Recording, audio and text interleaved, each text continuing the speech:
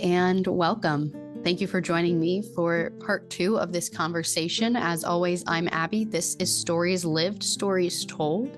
And here's my question. How can you take some time for reflection and also to do some looking forward? It is the end of 2023, the end of the year, and the end of this podcast season. This is the last episode of 2023. So I'm feeling very much in a place to do some reflecting, which you have gotten to hear in part 1 of this conversation, and we'll continue that today in part 2 of this conversation between myself and Marit. And then I think the other part of taking some time to reflect is to start looking forward and thinking about what our hopes are, what our wants, our desires are for the coming year or for the coming season or coming period of our life. What do we want and how can we make that happen? So in this episode, you are going to hear a little bit of both of those things from me. So let's jump into this, the last episode of season 2.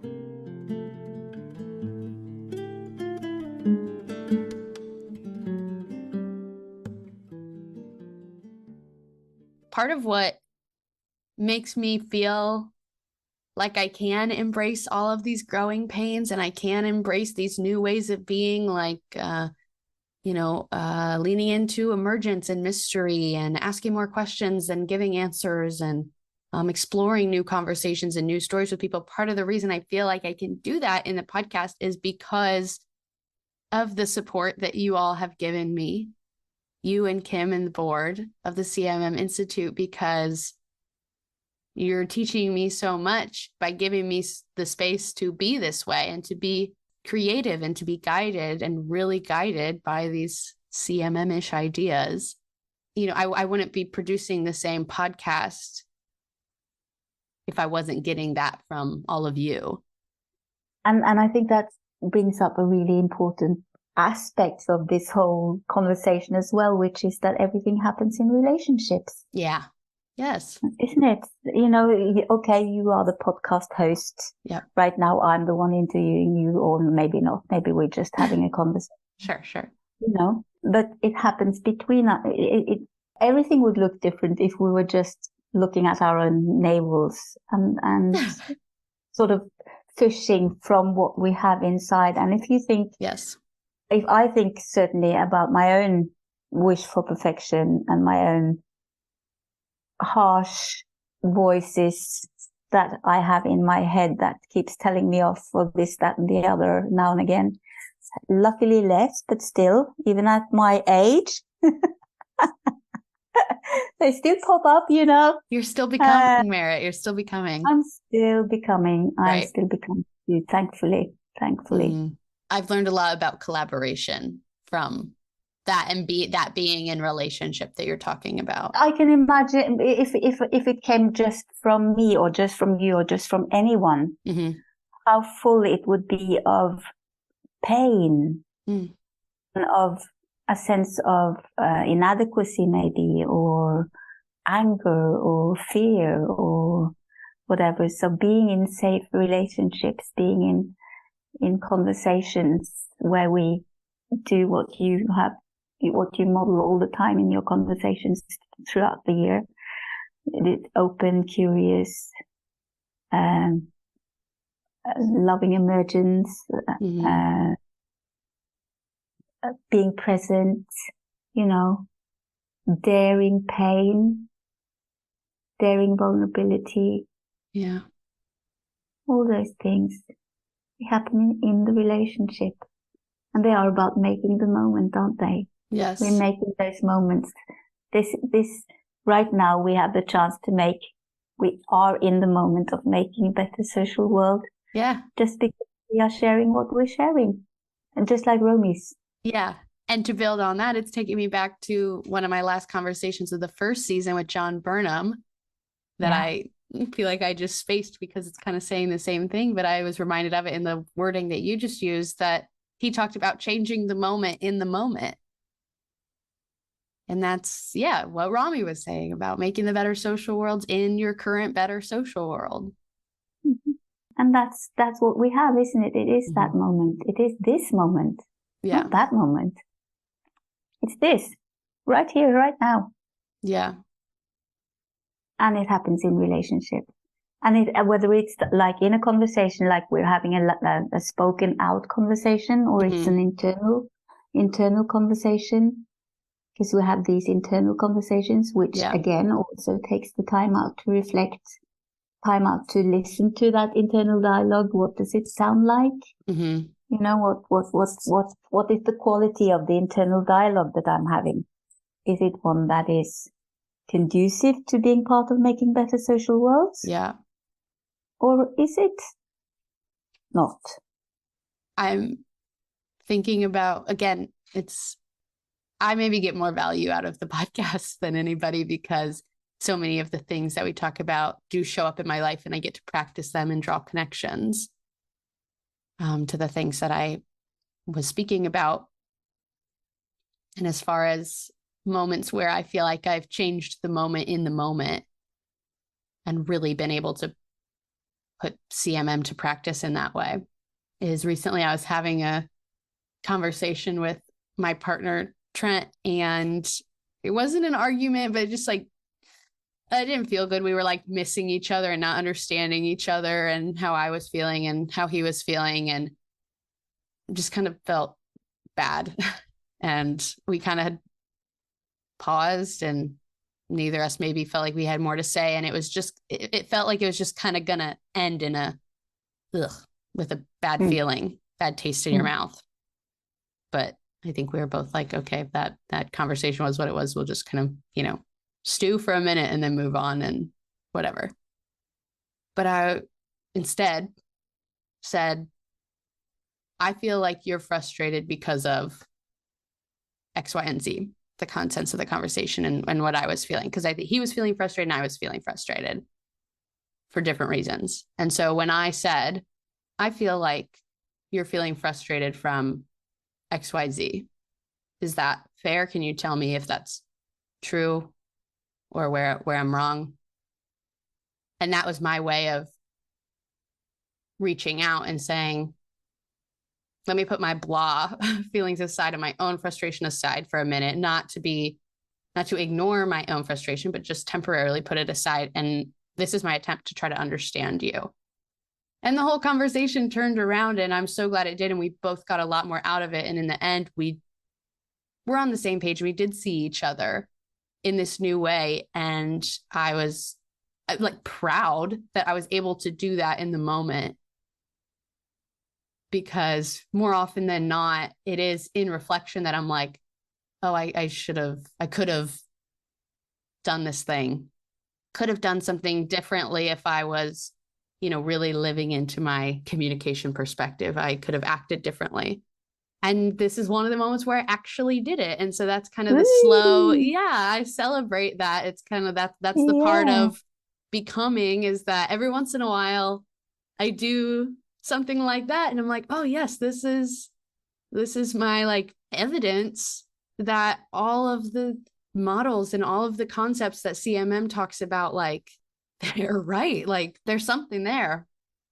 So I was just able to approach with curiosity and ask for his story and create something new together and co-create and collaborate.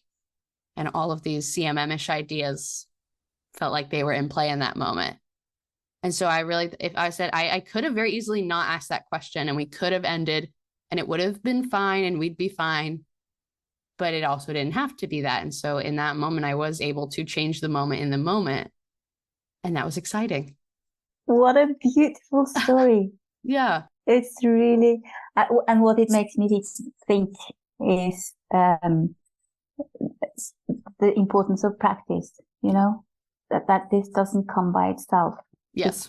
You couldn't have, you need a shorter and shorter span to do that reflection now from what you did when you started out being aware of these things. And now suddenly it's like biting your nails, it's like a habit. You find yourself, in the beginning, you find yourself with your fingers in your mouth and you remember, oh, I was going to stop biting my nails. Right. And you do that several times. And that's a simple thing like stopping biting your nails. Right. And then you find your hand on the way up towards your mouth and you think, oh no, I wasn't going to I was going to stop biting my nails. I put it back down again. And you build, you practice, and it takes time. And this was a very great example of you have been practicing. It was available to you in the moment. You weren't had by your feelings. You were had by your practice. You made a choice. Your practice kicked through. Yes. I love thinking about it as a practice. That feels really true. That's what we need to do. We just need to practice. Yes. That's what we do in Cosmo Kids, you know? Yep. Kids get to practice again and again and again, becoming aware of their emotions, becoming aware of what the emotions the other children could have, would be in that situation if they were experiencing similar things, realizing that you have a choice, that it's not that you're not going to have the feeling. It's just that you can do something about it. You can do something different to actually acting out and screaming or hitting or, you know, whatever. Throw yourself on the floor and bang something or whatever. So it is practice, practice, practice. Yeah. And it's like, we don't talk about community, you know, people talk about maybe like a mindfulness practice is kind of the closest thing, which mindfulness has so much to do with this. You know, if you could use the metaphor of like a sports team, you practice. You do. You practice together, you drill. And then the day of the big game and it all comes together. And if you are playing a sport like soccer, football, there's improv in that. You practice, but you don't know what the other team's going to come out with. You don't know if someone's going to get hurt. And then you have to have a new person come in. And how's the dynamic going to be together? And where are you going to go on the field? And how are you going to be feeling that day? You're practicing your mindfulness or your communication perspective. And then all of a sudden, like me the other day, you're in the game. Yeah. And that practicing pays off and there's some improv, but you got to do what you did in the game, so to speak, because you practiced. Yes. And so that feels like a funny comparison, but also useful because improv is the other big thing that I've really learned about this year, especially in my conversation with John Weissman, who made me do improv games at the end of our episode, which when he said, let's do a game, I got nervous, but it was, you know, we just clapped and said numbers, but it opened up a lot about myself and a lot of good conversation. And that's why he said he does that with, you know, executives and the businesses that he consults with, and breaks down some of your walls. So I've been thinking about improv a lot more, and it ties back to the very beginning of this conversation in that I think the distinction he made is that some people confuse when you say improv with winging it, and that's not it. And that improv, if you've ever seen like improv comedy, like a group do improv comedy, then it actually comes from a place of being so prepared in one sense, having such a good understanding of comedy and timing and language and the relationships between you and the other people doing the improv. It's being so prepared in that sense, having such a good knowledge and foundation that you can go in without a script. So definitely not winging it. And that's, I think, the perfect balance. Not, again, perfect, here I go. That's the balance that I am seeking and getting better at finding this year. Because perfectionist Abbie in the past would have been the person that said, well, the opposite of being really prepared is winging it. And I can't do that. But now, again, it's more complex, the story I'm telling around that. And so I'm able to say, okay, in me showing up to my conversations differently. In the very first conversation I had with Barbara and Robbie, who was my old boss and is my friend, I probably sent them like 10 or 12 questions in advance. And now I maybe send people 3. Big difference. And better, because there's no way to cover all those questions if you want to find any depth in the conversation. But that's not something that I would have done or let happen if I didn't have this more nuanced understanding of improv and emergence and mystery, to be able to say, no, I'm actually so prepared and I'm so trusting of myself as the practiced host of this podcast and my guest as someone who's going to be able to articulate their stories well and be curious with me, that I'm going to give us a little more room to improv and a little more room for emergence. More courage and more trust. Yep. Yes.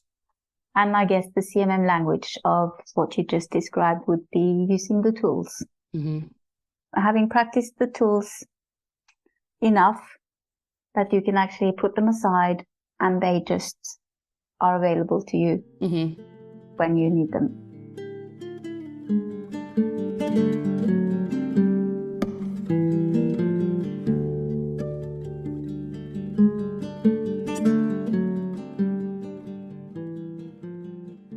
We've been talking about mystery, and mystery is one of the concepts used in CMM, and you've been talking about it throughout the year in various conversations. Yeah. For many people, I think that is a kind of a difficult material. What is mystery? What does it mean in this context? When you just before were talking about, this whole podcast thing might be best for me and not so much for everybody else because I get what I need when I need it. Yes. And I have the conversations that seem to be just meeting my needs at that very moment. That's the kind of thing that I would call mystery. Yeah. Mystery is in the little things of serendipity and little chances that come together, that you have to notice them because they happen all the time and they are mysterious. Yes. There's something about them. You think, gosh, I thought about that person and she called. How is that? Yeah, right. For example, yes. Or I needed to address this theme in my life, and here we are talking about it on my podcast. Yeah. Wow. Yes, and it happens all the time. It's interesting. One of the things that I've spent this year doing is going back through all of the season 1 episodes and putting those in a format where they can be on YouTube, just so more people can find them. And then another thing I've done is from some of those mini-sodes is what I called them in season 1 that were more just purely educational. And it was just me talking about different CMM-ish things. I've been going back and also creating YouTube videos of those that are 2 or 3 minutes and educational, because I wanted to make those with kind of myself, my past self in mind, because as a student, I certainly was, probably Googling coordinated management of meaning or looking for other resources to help me kind of fill in what I was learning in the classroom. And first of all, those little videos have gotten so many views. So I'm right. There are other students like me or other people are just trying to learn about it on their own. But I see like people are engaging with that. But I say that to say that one of the videos I just made based on one of the episodes was about coherence, coordination, and mystery, which, yes, when we talk about mystery and CMM, it is usually coupled with coordination and coherence. And those are, I don't know what language you would use, but I see them kind of like 3 tenets, 3 elements of CMM, not the whole thing, obviously, but three important facets of the theory. And I think you're right in saying that mystery is the hardest to grasp for people or to really embrace or embody, because I think kind of if coherence comes first, you can kind of say, okay, yeah, like, yes, I want to make sense of the things in my world. Okay. And then, okay, in order to do that, I have to coordinate. Oh, that can be kind of hard. You're in relationship with people. You can't know how they're going to be. And it is work to meet people where they're at, but okay, that's next. And then even in the video I made, the definition for mystery is like everything else. There's coherence, there's coordination, and then there's everything else. And that's mystery. The things that you can't make coherent. It's everything else. I love that. So it's like, okay, maybe you can really feel like you're getting coherence. You understand that as a concept or something in your life. You're you're starting to practice coordination, and then there's mystery, and where do you start, and how does it play in? But Kim and I have talked about before that you really can't talk about coherence and coordination without talking about mystery. And to me, that even kind of fits into that told stories and untold stories. Untold stories. You know, and thinking of mystery as the untold story side of thing. And that there is always more. Always exactly. more. Yeah, right. In that kind of sense. Because then you can start looking at the mystery and maybe, I don't know, maybe not understand it, but embrace it as a force in your life, or however you'd want to say that. But there's always more. Always more. Which is rather beautiful, isn't it? Mm-hmm. It's kind of nice to think about, and that underscores your always coming back to curiosity, staying open. There's always more. And that's the mystery part. Yep. It's not harder than that, and that's how hard it is. I have moments where I worry about how much longer am I going to be able to do this podcast? How many more conversations are there to have? And that's really not something I need to worry about because there's mystery. Yeah. There's endless conversations to have and endless things to learn and endless podcasts. Endless podcasts. And having said that, you do one podcast at a time and you do one season at a time. So one of the things that you're also talking about, and we've been talking about in this conversation, is hope. And then I guess we need to sort of think about ending this conversation somewhere as well. So looking around in the world right now, it's hard to find hope if you look at the sort of public media picture. Yes.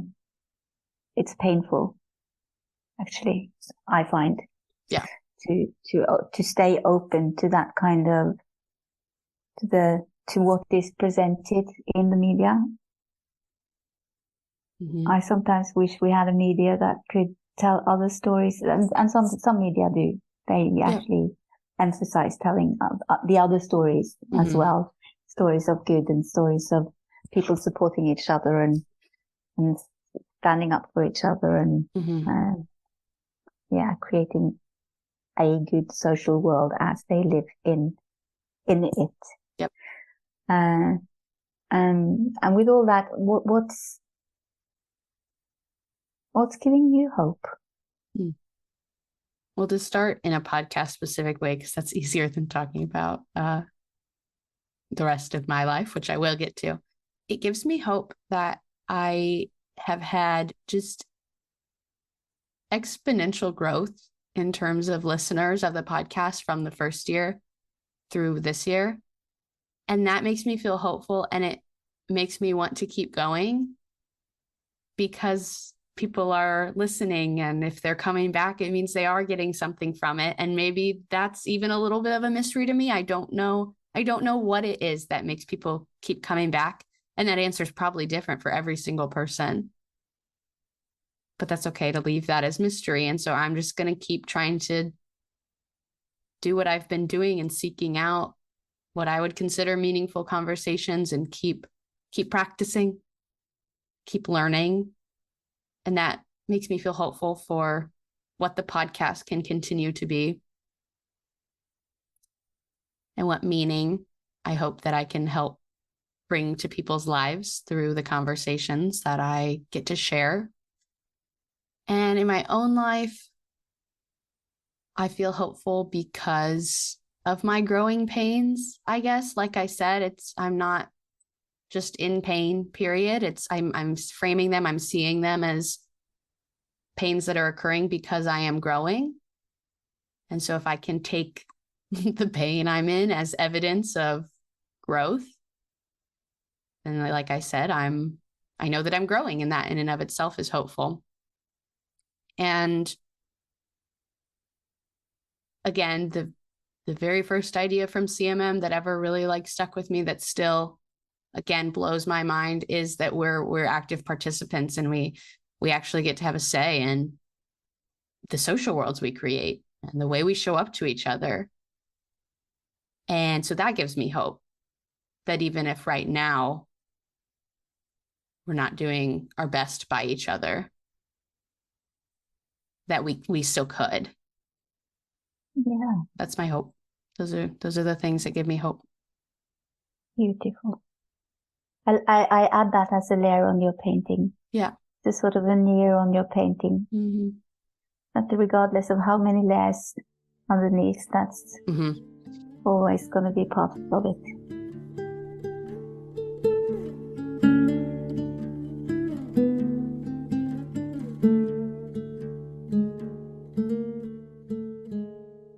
So Abbie, there's a new season coming up. Yes.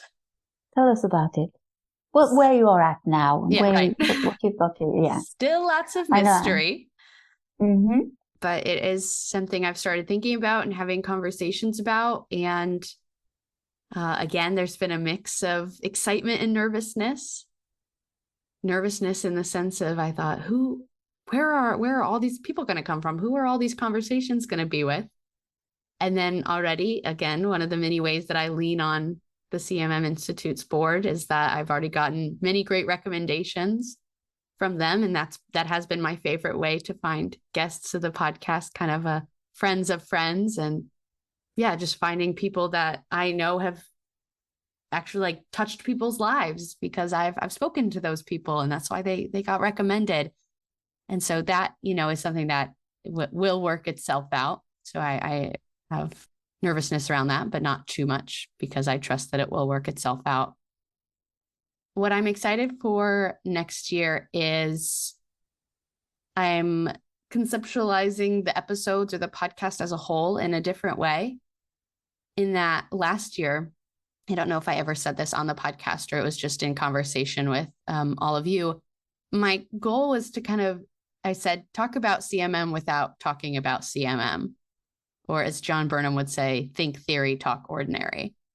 Because I didn't know if am I losing people when I say coordinated management of meaning? Am I losing people when I talk about communication theory? It's just, my hope was to bring all the good of CMM out of academia and being kind of gatekept there, and by that language, and into people's lives. And so I just wanted to be creative and explore different ways of talking about it and of sharing CMM with people without getting bogged down in the language so much. And I'm glad that I did that. And I think I've had a lot of really beautiful, meaningful conversations. But now I'm feeling ready to embrace CMM fully and not hide it. And part of the reason is my most listened to episode is my very first ever episode that's introducing what coordinated management of meaning is. All of the short videos I've done on YouTube that are educational about different models within CMM have hundreds of views. And so I'm seeing now there is a need and a desire that I'm perceiving from the audience to really dig deep and, kind of go lean more fully into CMM and lean more fully into the practice of CMM. And so that is my hope for how I want to approach my next conversations in season 3, to be unabashedly CMM-ish and to really embrace that language of taking a communication perspective and what that means. And so in my head, I'm already thinking that I'll, probably change up the way I name the conversation so that they read more like, each one could be a communication perspective on blank. And that way we get to talk about a lot of different topics, but all using a communication perspective. And that being the kind of route to a better social world. And that came about really from work that I've done with the Cosmopolis 2045 project, because we've been asking ourselves, what is this and who is it for and who do we want it to be for? And originally, I think we thought, okay, well, students of communication at colleges and universities would use this. And then the more we've talked about it, we thought, well, actually, maybe it's because the website includes stories on government and education okay, maybe we're in the political science classrooms then. Maybe we're in the education classrooms then. And so instead of how can we bring a communication perspective to the people who are already learning about a communication perspective, I think it's more how can we bring a communication perspective and reach the people in their wheelhouse, in their topics, in their fields of study. Wow. And so that's kind of what I'm thinking I want to follow as well for the next year, to say, if I can have a diverse range of topics on my podcast, which I hope to continue to do, can I invite more people into a communication perspective? The goal is to just be one big invitation in, and each episode is its own path into embracing a communication perspective. That I am looking forward to. I feel excited about that and hopeful. Yes. Well, we've covered a lot of ground. We have. I really, really enjoyed speaking with you, Abbie. I really, really appreciate you being the one to interview me. I was not even interview, you know that's not really the word that I like, but to ask questions of me and to be my conversation partner in this podcast. I was very glad that you said yes when I asked for it to be you. I have one last question. Okay. If you were to think about the conversation we just had now, what stands out for you in this moment as sort of going to be tickling your ear for a little while, or, playing on your mind, or the practicing of it all? Not necessarily because that is a new idea to me, but because the way that we spoke about that and the way that I'm looking back through our whole conversation with that idea in my head sparked new things for me today. And I guess if I was going to go back and add one more answer to your question before of what makes me hopeful, it's that we can practice, and that I feel like a really good way of embracing CMM-ish ideas is through seeing it as a practice. That in and of itself feels like a door into understanding CMM better. So I'm glad for the perspective that you've brought me today, and hopefully people listening maybe also connected to that idea, and you're just practicing all the time, and that feels like it gives so much room for grace for yourself as you do practice, and then an ability to celebrate when you're able to put that practice to use and do the thing in the moment. And like you were talking about with habits, build it as a habit. That's what makes it feel that CMM can be really practical, that you can actually use it in your own actual life to make your relationships and your own social world better. That's how it goes from a theory to being something more in your practice of it. On that note, Abbie, thank you. Thank you.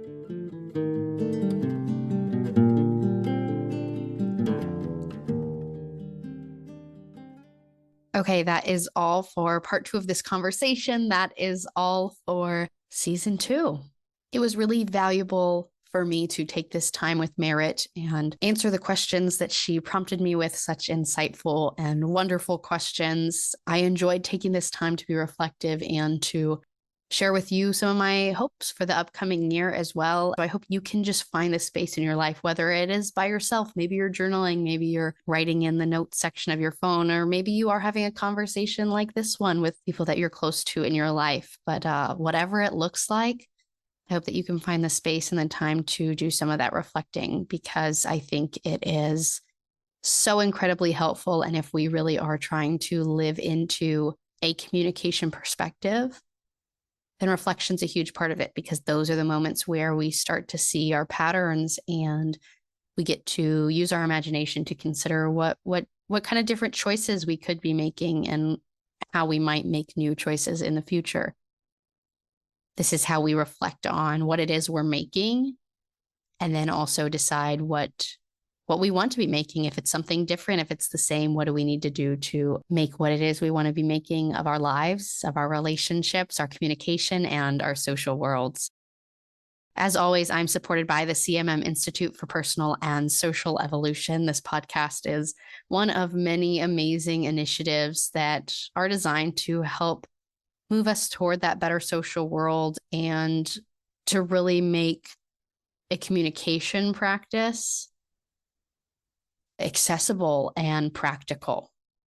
I'm excited to share that support from the CMM Institute will continue into 2024. So I will see you back here in January for season 3. In the meantime, I will be taking a break from publishing episodes, so nothing the next coming weeks. But I will see you back here in January, where we will start off the year with some cool short conversations I was able to record with some young people who are also working with the CMM Institute. We are calling them our Cosmo Teens. They're working on a comic book that's just about ready to come out. So we got to hear some conversations from them about what that process has been like for them. And that is a continuation of the Cosmo Kids and the Cosmo Tweens activities that currently exist that the CMM Institute has put out. I'll link to all of these things in the description so you can learn a little bit more about what I'm talking about there. Okay, I think that is all our business for 2023. Thank you so much for showing up, for continuing to show up across all these episodes in the past 2 years. I hope you'll continue to show up in 2024. I will be here, so I invite you to join me. Thank you so much for being curious, and thank you for being a part of this story. I'm Abbie, and this has been Stories Lived, Stories Told. I'll see you next year.